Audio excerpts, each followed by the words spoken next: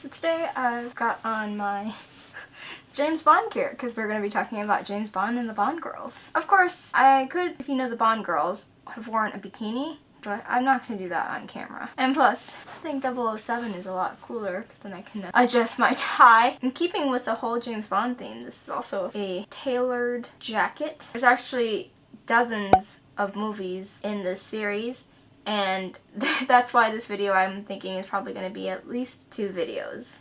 Just listen to this video like in the background while you're doing some other task or something and learn something new about James Bond. Without further ado, let's get into it. Please give this video a like so that it can spread to more people. I put a lot of effort into this video. I mean, I put 28 plus hours into reading the book and studying the research. If you like this, you won't want to miss the things we do on this channel related to fashion history, and couture, and this is kind of starting to become part of my style analysis series I'm starting up, but we'll see. When this channel reaches 1,000 subs, I'll be letting my subs pick a video topic that I do next, and this is just my way of giving back to my viewers and thanking y'all for subscribing. So when they first started out, they had Sinclair tailor the suits for Sean Connery, and his stuntman, Simmons. And initially they had one suit for Connery and then another suit for a stuntman, but sometimes it would be up to 3. So that's all for a single scene, so 2 to 3 per scene. And it was a matching one between the stuntman and Connery, of course. In addition, in the 1960s, the price of these suits then was about 60 euros, and it was mostly handmade. So, quote, 90% handmade, and would have taken around 3 weeks, which would have included 2 fittings at least. By the way, most of the sources that I'm getting for the research on fashion, the fashion of 007 and the Bond girls, is from this book by Luella Chapman called Fashioning James Bond. And it took me like 28 hours, I think, to read through this. So if you're interested in what I talk about in this video, feel free to check out the book. Sinclair was actually a very famous tailor, Anthony Sinclair, and he would create each client a unstructured suit, which, as Matt Spazer puts it, was, quote, neither the structure of English equestrian tailors nor with the exaggerated drape of the English draped tailors. Sinclair's cut was unassuming but undeniably British, end quote. In addition, London suits were cut in either the Savile Row style or the West End style, and the main difference between the two being, well, not necessarily in quality. The suits were tailored by a Savile Row firm, globally understood to provide quality, and it is also worth pointing out too that to date, no actor playing the role of 007 has ever worn a Savile Row suit by the Eon Productions franchise, because this is the company that is making the Bond movies at this point, and it continues to do so. So it's interesting because there's a common thing and misconception that comes up with this James Bond movies is that they think that his suits were always made by Savile Row, but Anthony Sinclair did not actually do things in the Savile Row style. So Bond does not actually wear suits from Savile Row, even though many people always think that he does. It's actually a myth and misconception. So 60 euros was the price of his suits in the 1960s, which would have been today about, that's actually pretty similar in like price to now. It actually would have been almost $74, depending on like the date you're looking at the currency, but as of today it's 68 pounds sterling would have been $86 in the United States at the time in the 1960s. The price nowadays would probably be $813. So that's actually a pretty expensive suit Anthony Sinclair would have charged. So 68 pounds would have been the equivalent of $813 today. And this is actually really interesting. In the book that I'm reading, Fashioning James Bond, or read, they actually give the measurements that Sinclair took down for measuring the suits for Connery. Maybe I can put a picture up on the screen here. Sinclair explained in an interview with ABC News that, quote, the only gimmick, if I may call it such, is the one where Bond carries his gun, and the whole art of it is to cut the suit in such a way to which that it's just a little bit fuller so it follows the contours of the figure. And interestingly, at the time when Connery was performing, Michael Fish, working for Turnbull and Asser, was actually employed to design and tailor shirts for him, and some of the shirts for him were double cuffed, or also commonly called cocktail cuffed, and they actually had mother of pearl buttons rather than cufflinks in order for him to perform his role a little bit easier. Though, ironically, as we'll see later in this style analysis, Daniel Craig, who is the most recent 007, he actually has cufflinks. So that's actually an interesting turnover. And Sean O'Connery was a very humble person. He wanted things to be off the rack as much as possible. He didn't even actually want his suits to be tailored, even though that has just become like such a thing for James Bond, is for there to be like a tailored suit. But he actually has his shoes in the movie purchased just from John Lobb, which is a brand that nowadays still it comes and exists around that you can just buy without getting tailored or fitted. You can just buy John Lobb shoes. It was also later revealed by Young that he gets his shoes off the peg in an interview. Like I said, he's a very simple, humble guy, and I think we can appreciate that. And they were trying to talk to him into getting handmade shoes, but he just wouldn't have them. And one of the producers, John Broccoli, actually said Young persuaded Connery to go out in the evenings wearing the clothes that were tailored so that he'd feel more at ease in them, but Sean himself actually preferred to go around in jeans and bomber jackets, which is actually interesting because that's a very modern style. And then they said, but we wanted him to get used to his Savile Row gear the way any good actor gets to know his costume. But again, like I said, this is embellishing the myth that Connery was not used to wearing a suit, which I don't quite understand that part of the book because I think 007 is very comfortable wearing a suit. So now let's get into some of the details with the first movie, Dr. No. It's crazy when you start seeing like the crazy budgets later on for all the other movies, because James Bond became a big hit after the first movie, and their budget got bigger exponentially after the first few movies. But this first one, the budget was so small. The total budget for the film was calculated at £300,359, which is crazy because that gets progressively bigger. £317,000 sterling is equivalent to about 401,000 US dollars at the time of me filming this. So $401, let's say $1,000 in 1960 is the equivalent of $4,178,000 USD in 2024, which is still a very big budget. I'm not gonna say that $4 million for a film is not big, because there's indie films out there where their budget is like a couple $1,000s, I'm sure. This is like nothing compared to some of the numbers that come up later on in the movies. And of which of that amount, costumes and wigs was calculated to cost 1,250 euros, which was only 0.4% of the entire budget. Of like the production unit salaries, 1,400 euros was just for the wardrobe, designer, and staff category. A later budget was slightly recalculated, and the costume and wig budget allocation was reduced to 1,050 euros, despite the overall budget being increased to 322,069 euros, which is 32%. Though the difference in pay rate is largely due to gender equality in the 1960s, or if you're like a wardrobe master or a wardrobe mistress. Even if you had more experience, as we will see in like one of the movies coming after where they hired the same lady for costuming, she got paid less than the new guy who came in who wasn't previously working on the James Bond movies. So it's pretty unfair, the wage gaps that were happening. And surprisingly, they actually thought that the women's outfits would cost more than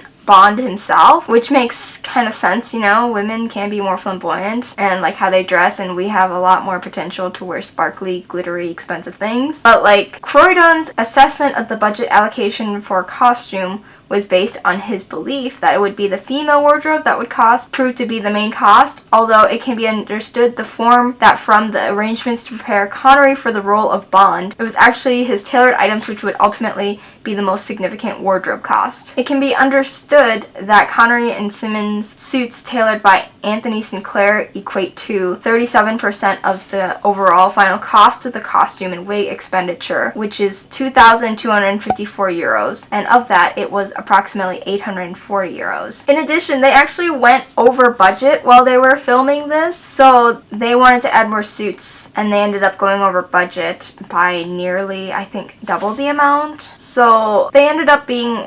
1,204 euros over budget at the end, when their original budget was only supposed to be about 1,000 something euros, and they were like about double that. In Dr. No, one of the most notable Bond girls, and one that also actually influences and inspires later representations of this movie and interpretation of the first Bond girl, is Andress. And she's famous for the scene where she is emerging from the sea in an ivory bikini shot at the Laughing Waters location. And how her bikini came to be made was that when she was on arrival, we had no wardrobe. So, quote, we had to get it right with the right bikini. And it was so strange. There was a girl who had a boutique and she was also making dresses. And she was a friend of mine from Rome, Tessa Pendergast. And we made the bikini together. Like, it actually is kind of heartwarming to see that there's not too much glitz and glamour yet. The movie and the pricing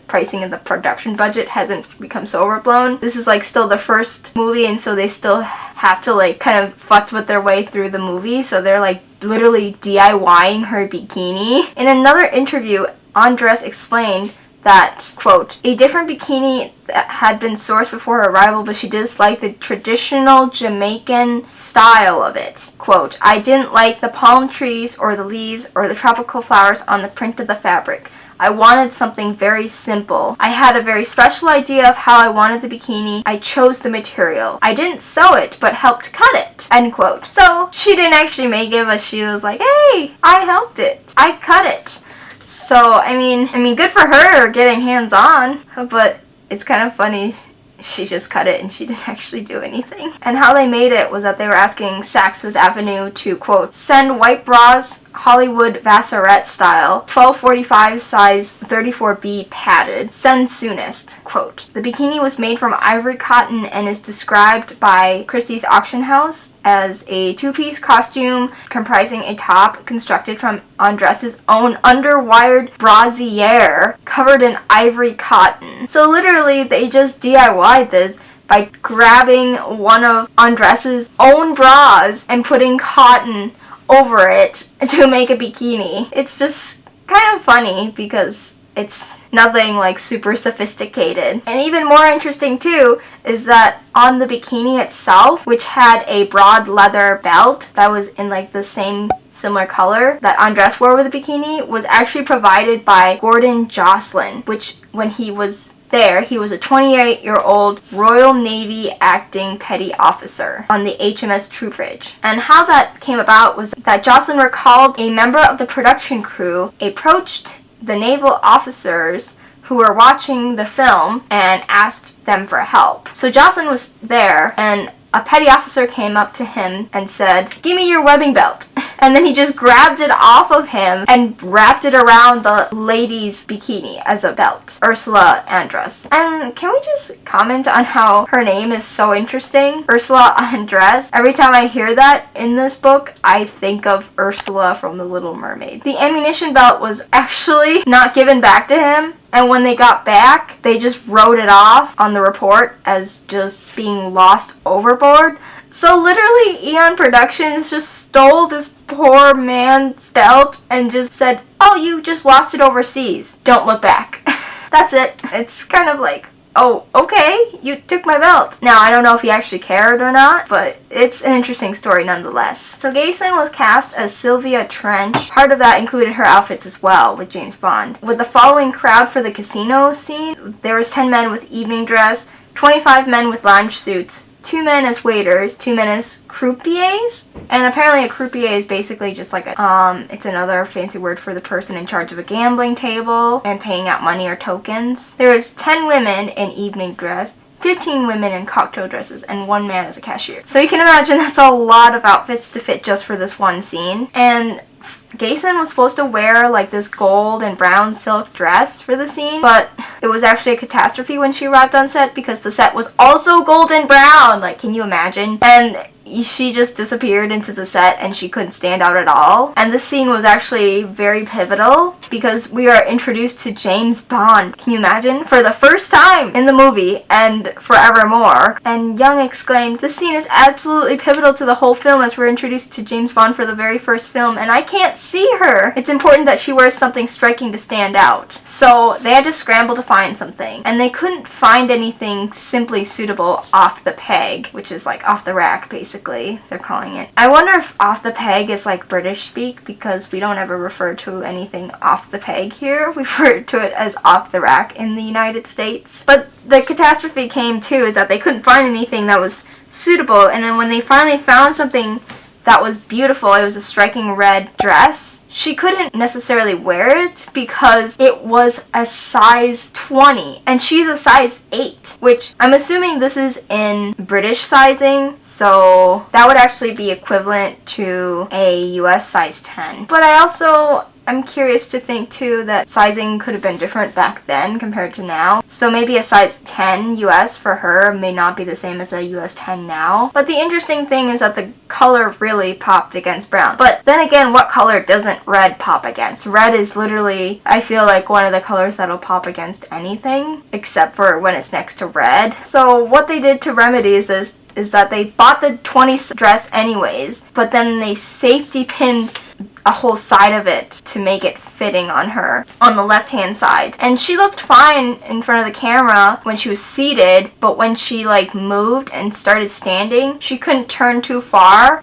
or the other side would be in the shot where there was just a bunch of safety pins. And so that's how in the movie you see there's a guy who actually stands up and offers her a coat so that he can strategically cover the side of her that would be revealed with the safety pins. Like, can you imagine you're like in this beautiful, sexy red evening dress in a casino. You're trying to look glamorous. You're meeting James Bond for the first time, this sexy hunk of man, and you're wearing a dress that has safety pins down the side of it. It's very ironic. So as Gayson actually recalls, quote, "So there I am on the set of a $1 million film in a beautiful red gown held together by pegs, but it was a beautiful tight fit and I thoroughly recommend it to anyone in need of urgent costume alterations." On analyzing the effectiveness of the on-screen suit worn by Bond, Neil Norman argues that the well-tailored suit is to Bond the armor of his profession, and the better the tailoring, the better the armor. So basically, his Superman uniform is his suit. Not a traditional hero in what you would think to be like a Marvel or DC superhero, but he's a hero in his own right. And then in the part where the very first Bond villain comes up, he starts wearing a Nehru suit, which this jacket and the Mao jacket would become the basis for all of the supervillains coming forth from this, or at least most of them. This and the bikini have established this sort of costume prototype that would become stereotypical for the Bond villains and the Bond girls. The Nehru suit is popular in Southeast Asia and named after Jawaharlal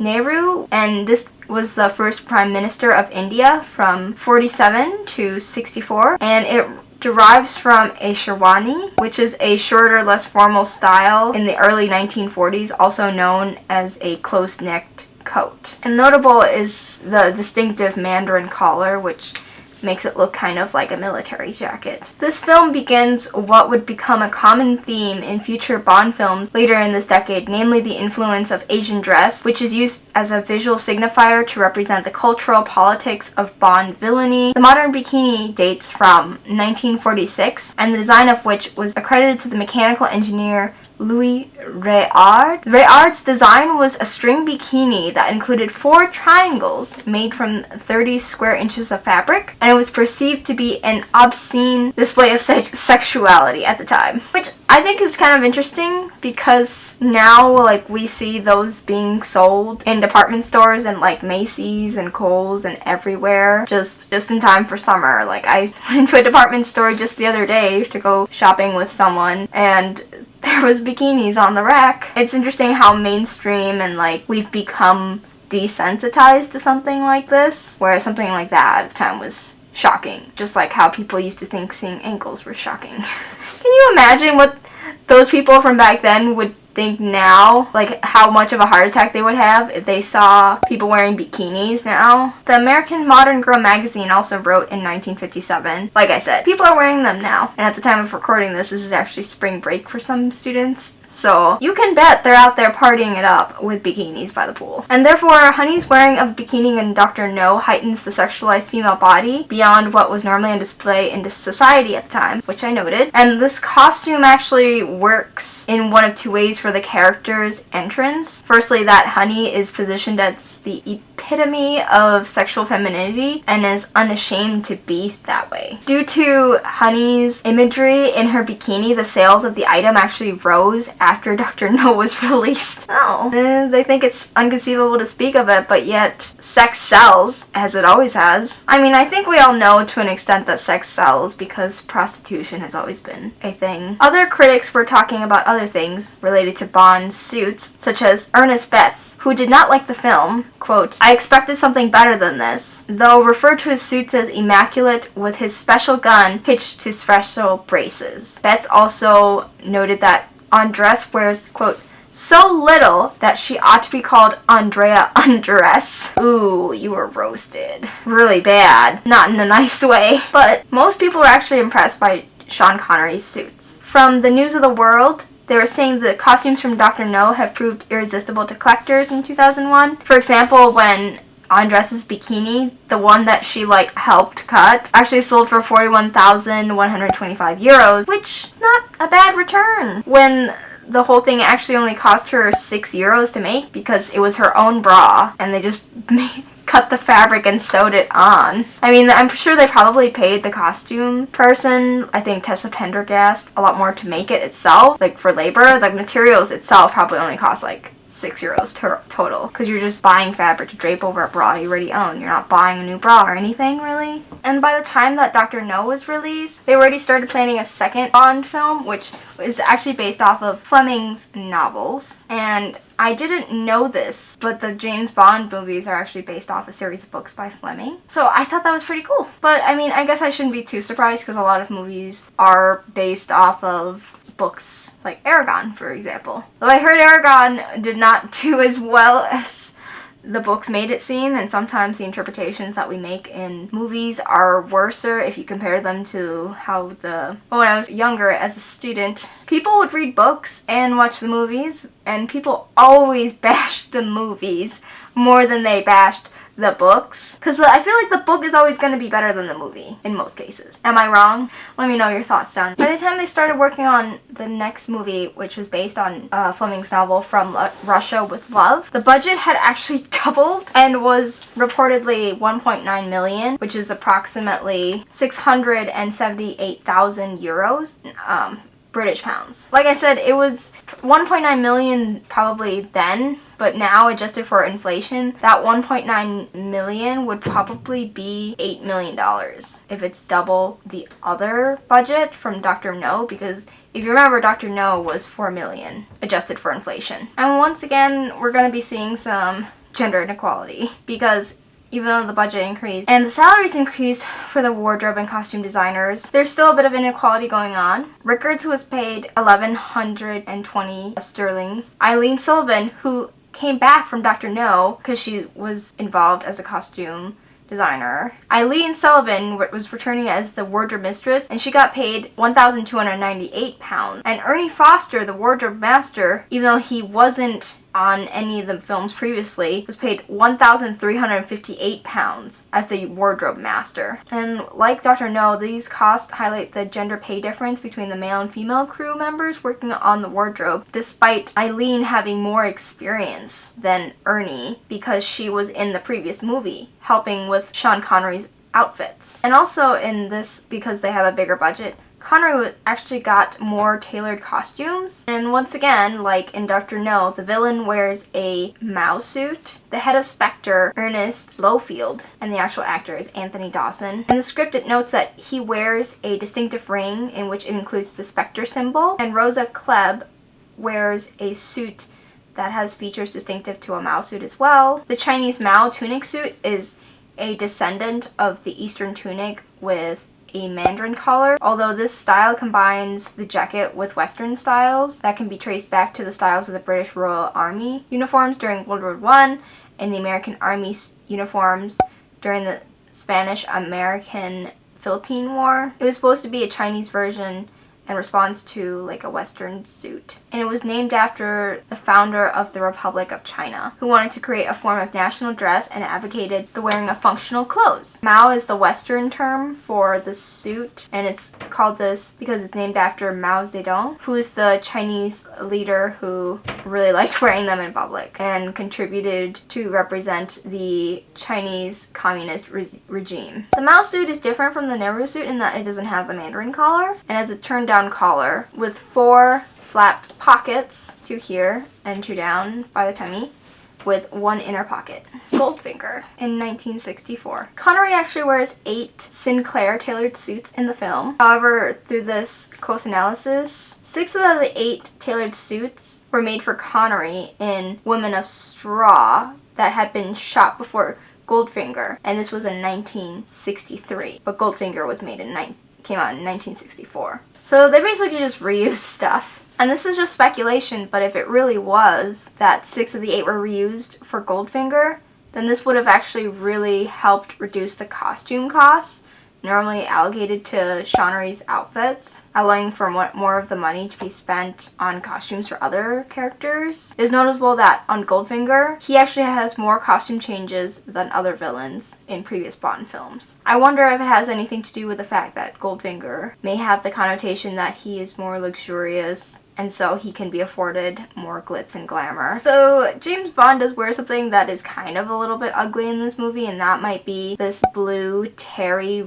jumpsuit robe. In the script, the playsuit is described as a combination robe trousers, which a member of the wardrobe department interpreted as a playsuit. It's a very weird description if you think about it. A robe and trousers. What does that make? So I understand, I think, why they would interpret it as a playsuit, but that just seems weird.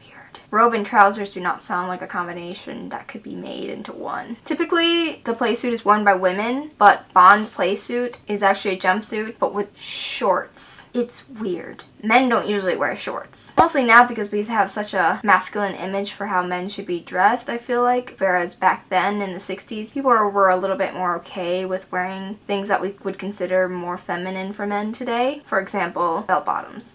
But that's the 70s. So the costume itself had a camp collar, a front zip fastening, and a belt attached at the back. Though the suit was pretty unbecoming when you compared it to the usual standard of costume that Bond is dressed in, because he usually wears a suit, not a play suit, because he doesn't play around with his suits. However, it does contribute to 2 recurring themes in Bond films, which is the dress and undress and the use of toweling fabric in costumes for the Bond films from the 1960s. The blue coloring is to note here because it is the popular color to dress Bond in because of his naval background. And you will continue to see this navy blue and blue color continue to be shown in the Bond films and so forth. Goldfinger actually wears the most costumes of any villain in the Bond films during the decade. He is costumed with flair and panache, which, like I said, his name really alludes to the idea of glamour, so this is my speculation as to why he has more outfits than any other villain too, and that all of his suits include the color gold in a variety of color tones and fabrics. Not necessarily like gold with sparkles, but it could be like a muted grayish mustard color, and that would be in the tone of gold or brown. Creatively, they're also used to promote his character because Goldfinger, and his overwhelming desire and love of gold. There's also a final Bond girl in Goldfinger, which is of note, Pussy Galore. I can't believe someone actually named someone that. That sounds so wrong. I feel like if I named my child this in high school, they would just really get bullied and destroyed. Can you imagine if your name was Pussy Galore? I don't know what the connotations for that was in the 1960s, but today having that name has a very different connotation, or maybe they knew what they were doing. Her costume is also actually reflective, as with the other characters, of Goldfinger's overarching influence, and she's positioned as working for Goldfinger through the running of her flying school. On the flight, Galore is dressed in a black crushed velvet trouser suit, and the jacket includes narrow lapels and its sleeves are cut just above the wrist to reveal gold square turnback cuffs fastened with a gold metal cufflink. And Galore also wears a gold leatherette waistcoat underneath the jacket with a gold 4-button back fastening. And on top of that, they really think of all the details here. She had gold painted nails. When she's sitting there drinking a cocktail with Goldfinger, he actually encourages her to change into something more suitable and sexually appealing to Bond. Even though she's a lesbian and she doesn't actually have any interest in him, she's on the side of evil at this point in time, so she's trying to win him over. So she actually changes into a lilac wraparound long sleeve blouse and plum high-waisted trousers, and it can be speculated that the color reflects her distancing from Goldfinger and her closeness to Bond in the scenes that follow. Previously, as I described, she was wearing something that really aligned with the gold with Goldfinger, but now she's wearing something that's not really gold at all. And actually, purple is the complementary color to gold, which is a yellowish hue. And yellow and purple are complementary colors, which means they are opposites on the color wheel. So she is literally making herself a polar opposite to Goldfinger by wearing purple tone colors. And even though she's doing that, the blouse is made with sheer silk and designed with a widespread collar with a square turnback cuff with one gold cuff link. So she's not completely fully turned. She's still showing her true heart on her sleeve, literally. And then of course she does actually get seduced in the barn, and apparently Bond is able to change someone who's a lesbian into having intercourse with him and switching allegiance to the other party. Which, that's not how it works in the real world, as we know. So let's talk about Thunderball. 1965. Budget for Thunderball was $5.5 million at that time, or 1.9 million British pounds, which is double that of Goldfinger. Like, can you believe the crazy budgets? Like, Dr. No was like 2 million, not adjusted for inflation, and then Love from Russia doubled that, so 4 million, not adjusted for inflation. I don't remember what Goldfinger was. But then Thunderball is now double of Goldfinger. So it just increases as at an exponential rate the production and the filming is. And you'll actually see coming up here why the budget actually doubled for Thunderball is because after Goldfinger, before it was released and after it took off, they actually cashed in a lot in terms of marketing. Or tried to at least, but we'll get into that. So once again, Eileen Sullivan, who I mentioned earlier, and she was on Dr. No and also Love from Russia, she returned as the wardrobe mistress, and John Brady, previously as the wardrobe master and on Dr. No, came back. And of course, Sinclair has been the tailor all this time. On Bond's arrival at the Shrublands Health Clinic, he wears a barleycorn hacking jacket and cavalry twill trousers that were previously worn in Goldfinger. And other costumes worn by Connery in these scenes include a blue terry cloth robe provided by the clinic. Once again, like I said, this continues the theme of him wearing blue terry cloth clothing, and it's not a great look on him. For the female leads, Domino is dressed as a walking figure for her unique moniker throughout the film, in black and white, mostly in just bikinis and swimsuits, because as we know at this point, this is becoming like the stereotype for the Bond girls, is that they're just kind of eye candy. They're the Bond girls. That's what we know and expect. And in Domino's other bikini, the top is designed in a brassiere style, so a bra style, and the bottoms are briefs. The bikini is most likely made from nylon and is in black and white. The style of the bra is influenced by the yin and yang symbols, which reflects Domino's internal conflict between Largo and Bond. The briefs are black at the front and white in the back, and the white draping around the top and knotted in the center. The development of her character and switching allegiance from Largo to Bond is shown through her black and white costuming, because when she first meets Bond, she's dressed in all black in a swimsuit, but by the end of the film, she's wearing a white dress after switching allegiance and assisting Bond in defeating Largo. Bond meets Largo for the first time in the Chemin de Fer table, and it is likely that it was the most expensive scene in the film's wardrobe budget. The scenes also offer a visual code to switch between Bond, who is dressed in a midnight blue dinner suit, and Largo, who is dressed in an ivory dinner jacket with black trousers. In Thunderball, there is a Spectre agent named Fiona Volpe, or her actual name is Luciana Paluzzi, Servcie. And in the script, Thunderball wants her costumes to reflect expensive fashions of the day, and it is noted in the script that the character be strikingly dressed as though turned out by Balenciaga, the Spanish luxury fashion house. And when she is killed, the ice blue color of her cocktail dress is supposed to hint at the so-called cold-blooded killer that she really is. I'm not sure this is true, but if it was, that would be a really swell contrast and metaphorical idea. Like with her other costumes, the diamond and sapphire jewelry that she was provided was by Christian Dior. And you could even argue that the blue jewelry that she was provided previously is also another thing that alludes to her cold demeanor. There's something like so almost kind of misogynistic about how Bond uses sexual intercourse as like a tool to save the day and change these villains into doing something that they would not have other done. Quote, "For Bond, this is something that was particularly heightened in the previous film Goldfinger, when Bond forces Pussy Galore into kissing him in a barn before she relents, has intercourse with him, turns heterosexual, and informs Leiter of Goldfinger's plans. As a reward, Bond sleeps with her at the end of the film, and thus intercourse works to ideologically reposition her character." There's also another quote too that talks more about this. Bond sleeps with women to ideologically recondition them, notably Galore, but also later in Thunderball when Bond has sexual intercourse with Domino,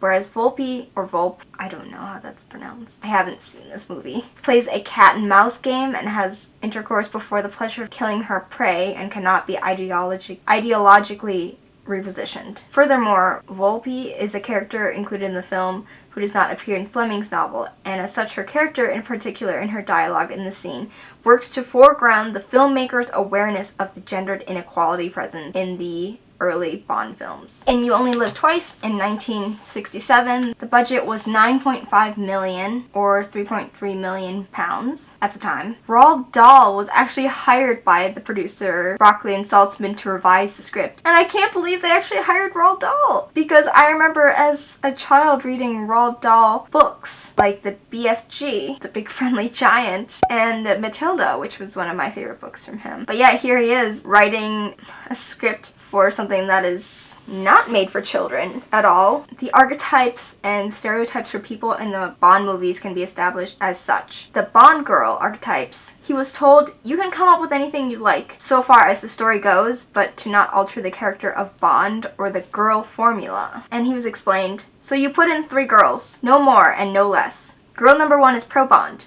She stays around roughly for the first reel of the picture. Then she is bumped off by the enemy, preferably in Bond's arms." End quote. He asked, "In bed or not in bed?" I asked. "Whatever you like, so long as it's in good taste." Girl number 2 is anti-Bond. She works for the enemy and stays around throughout the middle third of the picture. She must capture Bond, and Bond must save himself by bowling her over with sheer sexual magnetism. The girl should also be bumped off, preferably in an original fashion." End quote. Roald says, "There aren't many of those left." End quote. They say, "Girl number 3 is violently pro-Bond.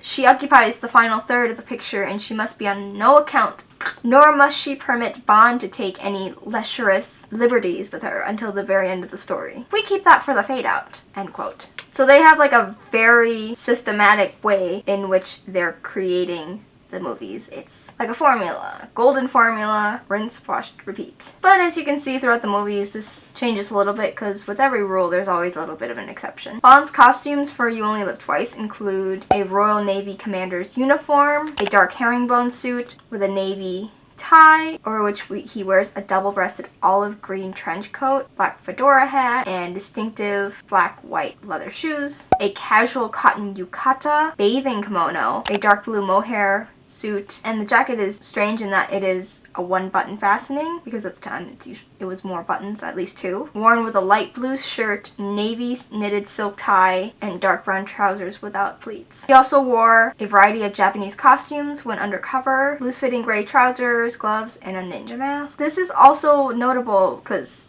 he's wearing, like I mentioned in the beginning of this, a lot of navy and blue colors, and this is because this is the first Bond film to actually directly note of Bond's naval rank as the commander in the Royal Navy directly through his costume. And then the commander dress uniform that he wears in this movie would then later be worn again by Roger Moore and Pierce Brosnan. In You Only Live Twice, Bond's uniform is made from navy wool. The jacket is double-breasted and includes 8 gilt buttons with a crown and anchor motif, jetted pockets, and double vents. According to the Bond girl formula in this movie, the first girl, Bond girl number 1, Akiko Wakabayashi, which is her actual name, is an agent and Bond's opposite number in the Japanese Secret Service. She is mostly dressed for the first half of the film in costumes influenced by the West, but her first costume is reminiscent of Mary Quant's jersey shift dress designs in the 1960s, and these are like the kinds of costumes that British supermodel Twiggy used to wear. Following Bond's arrival at Tanaka's ninja school, Aki wears an Asian dress for the first time. She wears a kimono made from silk. It is a furisode, aka swinging sleeve, which is a more formal kimono than the yukata worn by Bond and Tanaka. The furisode is normally worn by young unmarried women such as Aki. The base color of the fabric is white and has a pattern in the shape of leaves and flowers in various shades of blue. This pattern is supposed to be closely associated with femininity and female identity in the Japanese culture,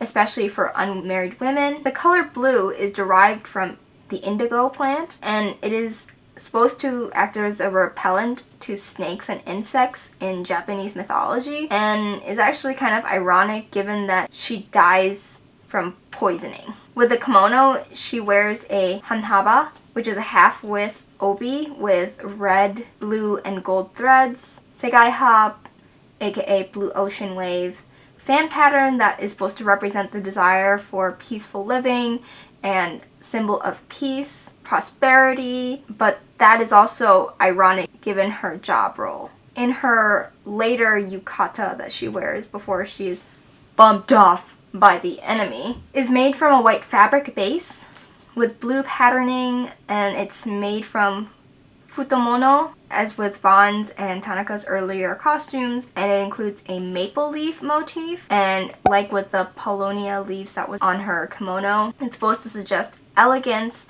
grace, and beauty. According to traditional Japanese, when maple leaves are sent by a woman to a man, it is supposed to poetically symbolize the ending of their relationship. But even though this normally would be signaling that the woman wants to dump you, this, in the movie, the motif can be interpreted as a foreshadowing of her death. And this is caused by when she's sleeping next to Bond and she's killed after drinking poison that was supposed to be for him. Kissy Suzuki, aka Bond girl number 3 in the formula, wears a kimono called a shirumuku, which is supposed to be something that is white, pure, and innocent. Which is interesting because that's kind of like part of Western wedding dresses too, because they're supposed to be white in the terms of that you have virginity and you're pure and innocent still. But this is also the same in that in Japanese dress it's supposed to mean white, pure, and innocent, but for traditional Japanese Shinto weddings. And it's made of a heavy silk she wears, which is likely from Japanese chirimen silk, and it includes gold embroidery sewn in the shape of bamboo, which is similar to some of the things printed onto Bond's yukata in earlier scenes. With his shiromuku, Kissy wears a gold embroidered sunakakushi wedding headpiece. And there's also different Japanese theories onto the shape and style of the headpiece. Along with the sunokakushi, Kissy's wedding dress includes kanzashi hair ornaments and a sensu fan made from gold leaf that's tucked into her obi waist belt. I actually used to make kanzashi hair clips and other headpiece things because there was a channel on YouTube that made them and I loved them. I actually have like a whole drawer of satin ribbon that I would use to make it because they're just such beautiful things. You just take these, you cut up ribbon, thick, wide 1.5 or 2-inch wide pieces of ribbon, cut them into squares, and you fold them into a shape of a petal, and then each of these petals you use to form into a flower design that you can wear as a headpiece or like a hair clip. It's so pretty. I've since stopped doing that, but the art itself is just beautiful. Definitely check out kanzashi if you've never heard of it. It's spelled Kanzashi. So let's talk about the marketing of James Bond fashion. They were supposed to have licensing, and a lot of people actually took liberties on that and didn't pay the licensing fee for the James Bond brand and released their own line of products that were 007 anyways. The fashion for James Bond was supposed to combine the exoticism of Bond's exploits with the perceived everyday image and the average male desire for clothes, which needed little care yet remained stylish. But actually, they did endorse Cortel. Cortel got proper licensing. Fleming endorsed the use of James Bond's name for Cortel. However, in 1961, the author outlined the issues that he had with the wording of the advert regarding a reference to Savile Row tailored clothes that Bond does not wear, because, like I said, it's a misconception that James Bond wears Savile Row clothes, but in reality he doesn't. And he said, quote, "I don't really mind these advertisements, but they rather annoyed me by writing a patronizing letter offering me one sweater, one pair of slacks, or indeed any one object from their collection, instead of begging me to come in and take my pick of their stuff, which I naturally wouldn't have done, but which would have sounded rather handsomer. In fact, I would have liked them to invite me round some Tuesday or Wednesday afternoon to have a look at the stuff I am sponsoring. I have absolutely no idea what it looks like." And I can kind of see why Fleming would be so upset, because if you're getting a license from someone to represent James Bond in clothing and fashion, you want to be able to know that what this company is putting out under your name, your brand name, is living up to the legacy of James Bond. You know, you don't want them selling some clothing that is not on par with James Bond at all, and it's just gimmicky because they're using the name of James Bond in order to get it to sell. A later contribution to the James Bond look was promoted by the Style Weekly trade paper in November 1962, following the release of Dr. No in a 2-page spread that was dedicated to men's rainwear. They answered that the men wanted a, quote, "style that suggested qualities he admires in heroes in contemporary fact and fiction. A man who lives dangerously, cool, hard, detached, skeptical, self-reliant, clear-headed. One or more of these impressions is what the raincoat must convey." In The Man with the Golden Gun, Fleming describes Bond as wearing a raincoat that was, quote, "bought yesterday from Burberry's." And Burberry's, if you didn't know, I would actually love to make a video about Burberry's and their history, is actually an English brand that dates really far back, and I believe even royalty have worn Burberry's. With the release of From Russia with Love, their cosmetics company Pond launched a 30-second black and white advertising campaign for their Angel Face, quote, 007 branded lipstick, which also contained personnel involved in later Eon production Bond films, end quote. The advertisement begins with a close-up shot of the actress's lips as she puts the lipstick on, and then it pulls back. It focuses then on the writing of OO on the mirror with the lipstick as there's voiceover questions. "Are you brave enough to wear 007 colors?" A shot from a gun can then be heard as the camera jumps to in the mirror, now including a bullet hole over the top left of the second 0. Even though you may think this lipstick was an advertisement for women, it was actually supposed to be for both genders, where they think that women are going to want to wear the lipstick and then men are going to want to buy it for their ladies. And similar to what Courtwald kind of did, the Angel Face lipstick is not linked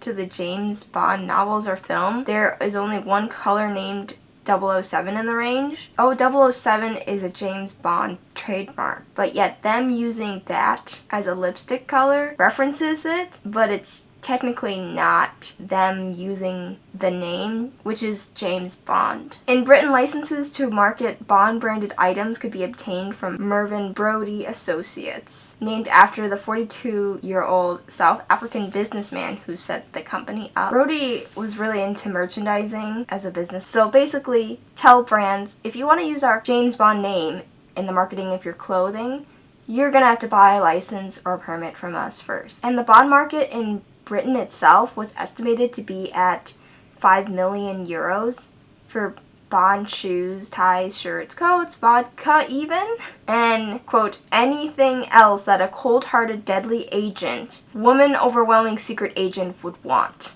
end quote. Brodie boasted that his genius for selling the rights to manufacture Bond merchandise is enough for him to retire in the south of France and sit on a beach for the next 15 years.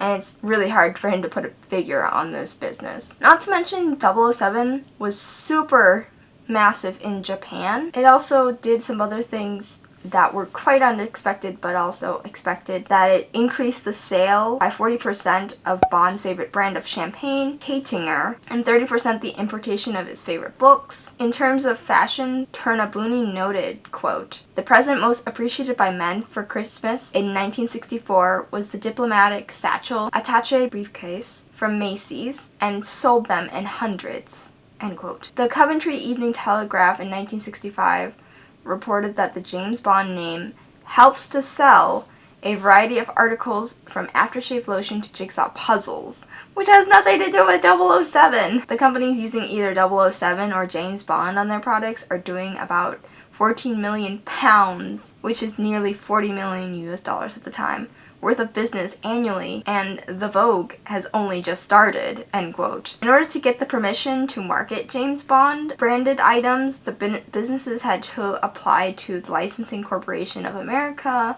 which held the right to exploitation of Fleming properties and the permission to use the name James Bond 007. The biggest manufacturing concern was Colgate-Palmolive Corporation. Colgate-Palmolive Corporation is a really big conglomerate in the United States. That's our toothpaste and our dishwash. They own and many more things. It's a household name.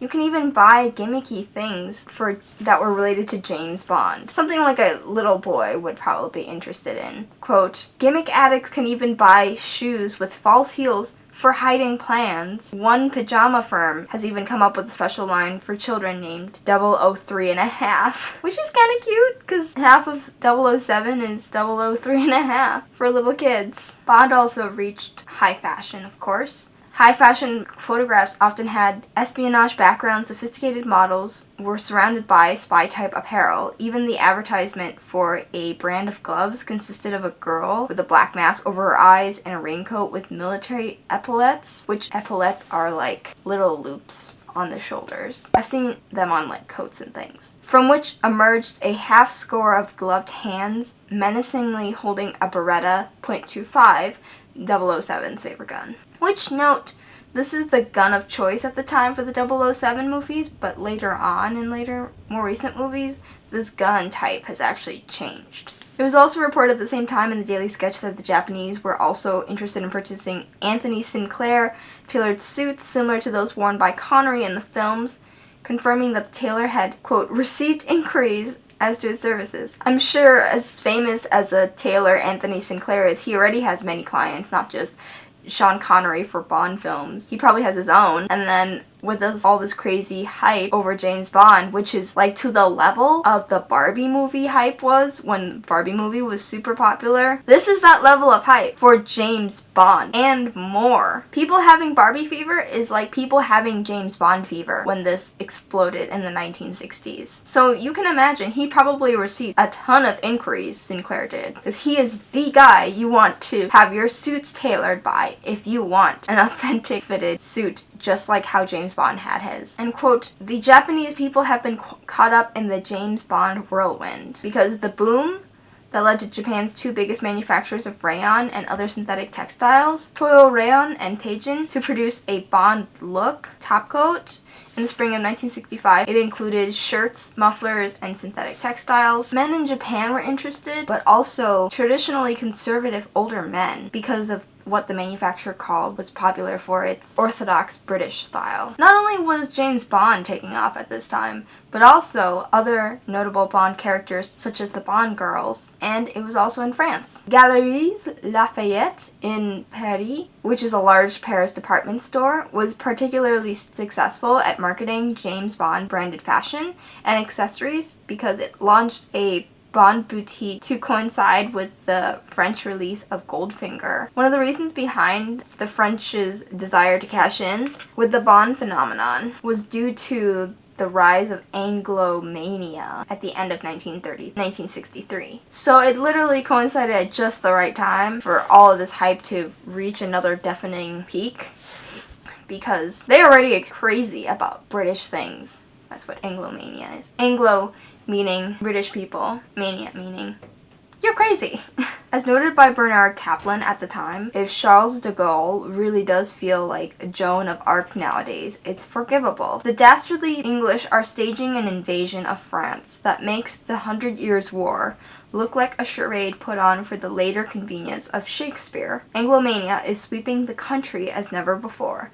Everything British, from Welsh rarebit to deerstalker caps, is in fashion." End quote. In the promotion, Christian Dior were said to be interested, and in Galeries Lafayette, they were expected to have a whole 007 floor, which is crazy, with the time in next March to coincide with the launching of the film. Daily Telegraph reported that 14 French manufacturers have obtained licenses to use the 007 label, with Bond-branded items to go on sale in 3,500 shops across France. Elle made James Bond their masculine hero, Elle, the magazine, and they suggested to their readers that they should imitate his women, proposing for the summer that they should wear a bikini with a leather belt like Ursula Andress in Dr. No, which is an evening dress with a silver lame, waistcoat, and complete outfits in leather like those of Pussy Galore in Goldfinger. Mulligan explained that Galeries Lafayette created a special Bond boutique in its archive, which contains materials to evidence the early form of marketing involving fashions of the day for 007, including the press launch and arrival of one of the 3 Aston Martin DB5 cars used in Goldfinger. That is crazy! And how this whole shebang went down is a cocktail party met for the occasion of the inauguration of the James Bond boutique, including members of the executive board,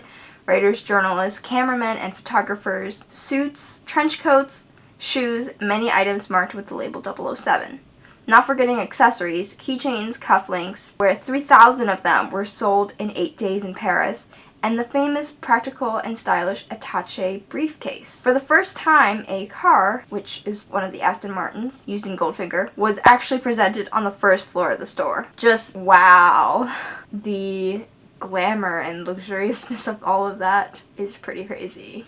Can you imagine going in to do your department store shopping and then you see an Aston Martin branded on this 007 floor? I would be impressed. The clothing range, however, that they wanted for this ranged from futuristic rainwear and golden lingerie because Goldfinger. The sales girl was quoted as stating, "Golden sleeveless pullovers at £2 each were the best sellers." Which sounds really cheap. But nowadays, I think that would be closer to the tune of like €8. The Daily Telegraph explained that there are kinky outfits a la Pussy Galore for the girls with gold underwear, 007 negligees, and secret agent baby doll nighties. You can kind of see why it was so hyped up if you compare it to the Barbie mania, because women would totally have bought Barbie related lingerie. Probably one because it's pink and women love pink. I love pink. As you can tell, my chair is pink. But it also could just be the sex appeal that 007 has. Quote, "The ladies have not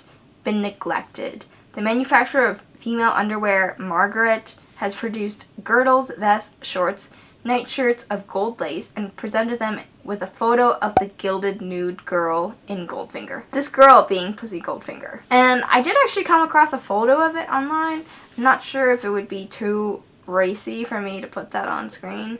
It's literally just like a figure that's viewed from the back. So imagine there's a bed, there's a woman laying naked on top of the bed, but she's facing towards the wall or the bedpost where the pillows are, and she's naked, but everything is in gold on her body. She's all covered in gold paint. To coincide with the release of Thunderball, they started trying Mervyn Brody, again, the businessman who told them to go license all this Bond stuff, suggested that, quote, 18 ties are now in the new collection and include plain slub stripes and block stripes, and the ties have the signature James Bond lining. Considerable emphasis is on the blue, with about a third of the range using shades of this color. Fisher was also marketing James Bond cufflinks at 35 shillings in round presentation boxes, with 2 different styles, including the 007 symbol etched in black on stainless steel. They were bullet-shaped, gold-plated, cast in authentic 24. which I'm guessing means 24 karat gold, which is crazy because that is the highest purity of gold, 24 carats, in a bullet mold. An executive decision by Montague Burton was made to discontinue the 007 brand in November 1965 before the release of Thunderball. They said that this was because, quote, "Our market research has proved that it would not be a success. People may be image conscious, but buying clothes is an extremely personal business. We found that the young people, although they may like Bond, do not want to dress like him, and middle-aged men don't want a coat that has pockets for hand grenades." They also reported from the Daily Sketch, "Secret Agent James Bond has flopped. For the first time in his high-powered life of Bentleys and Berettas, Britain's men do not want to look like him, no matter how often they see his films or read the 007 books."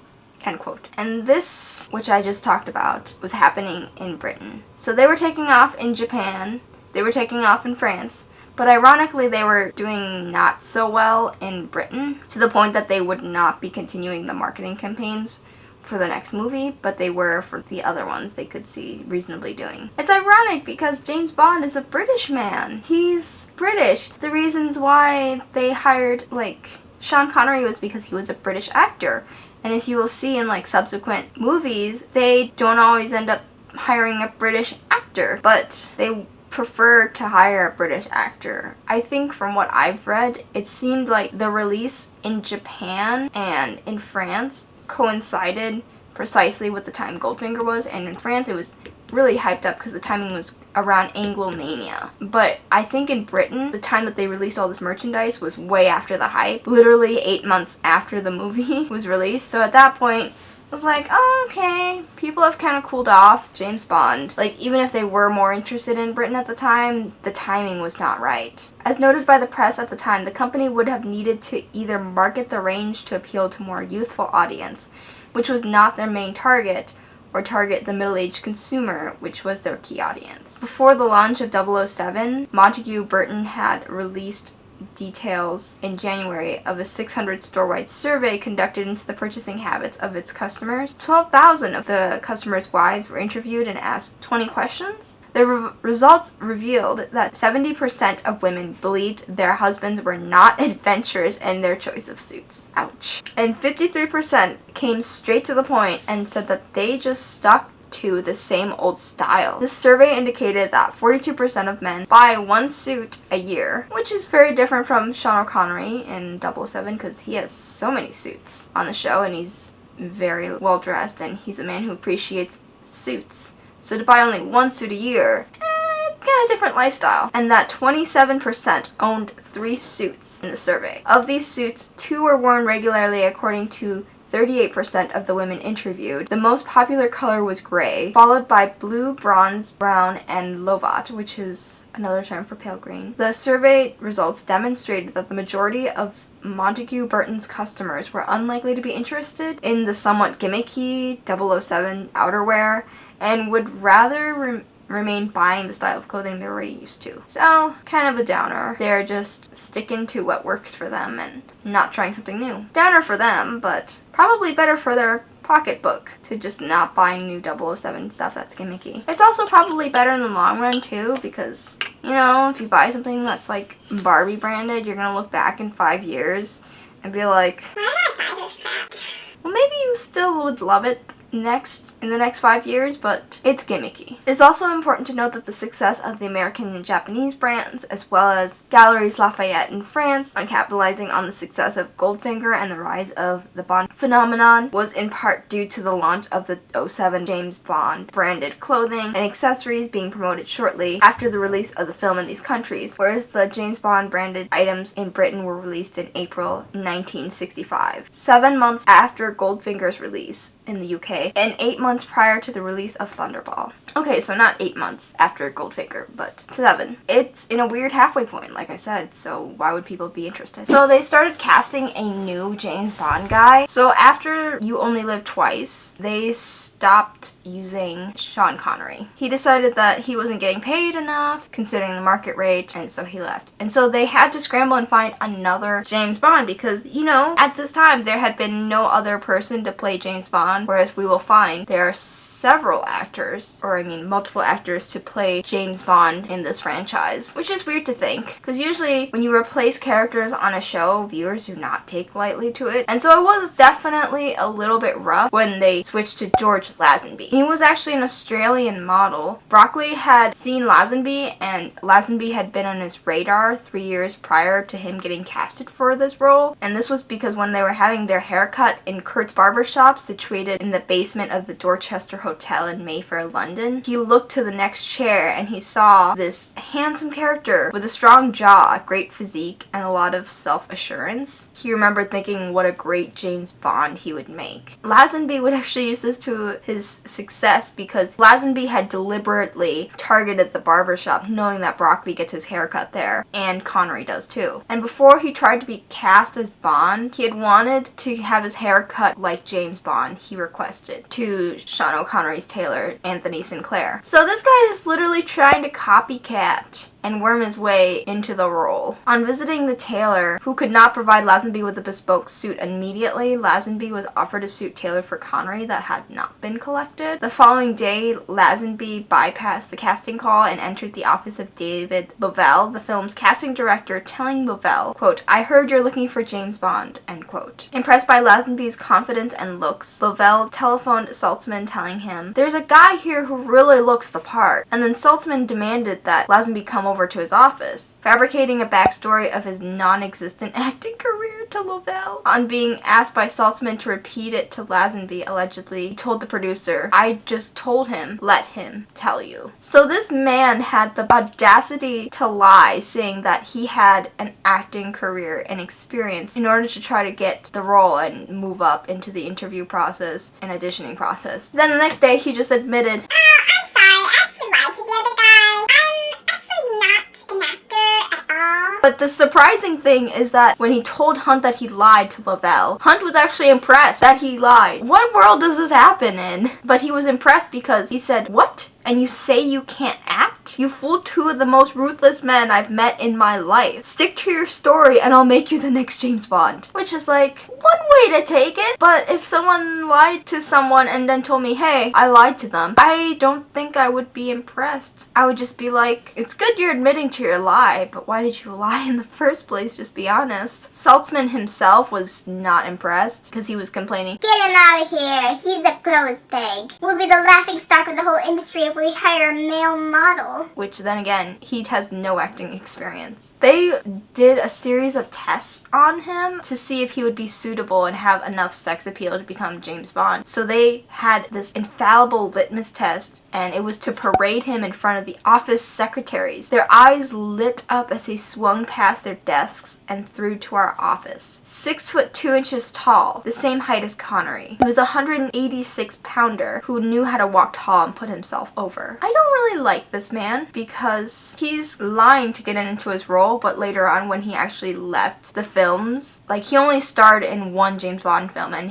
then he just called it quits. And the reason why he, in an interview, why he quit was because he wasn't getting lucky enough, basically. And he thought that being this sexy James Bond man in a movie would draw the ladies. But the suits that James Bond was wearing was not actually that interesting to women because the trend at the time was bell bottoms. Because as of this time, it's approaching the 70s. So he didn't get what he wanted. And he also just didn't think the effort was worth it. So he just quit. Which is crazy considering that this guy looked up to Sean Connery and James Bond so much that he wanted to get his hair cut there where the producers were. He wanted to get the same suit. And then he also just lied his way into the role and he actually got it. After 1 year, he's just like, "This is too much. It's not what I thought it was going to be. I gave up." One other interesting thing too about him getting a suit from Anthony Sinclair's firm is that James Bond himself, Sean Connery, forgot one of his suits that was tailored for him at Anthony Sinclair's firm. And so when George Lazenby visited, he was like, "Hey, I really want a suit that's like the one Sean Connery has." And the tailor was like, "Hey, we don't have it. We can make you one," but he actually left behind one of his suits. 007 did. "Do you want it?" He's like, "Yeah, I'll take it." And so he just walked off with one of his suits that he forgot to pick up. And he literally had the clothes that he was wearing. So he's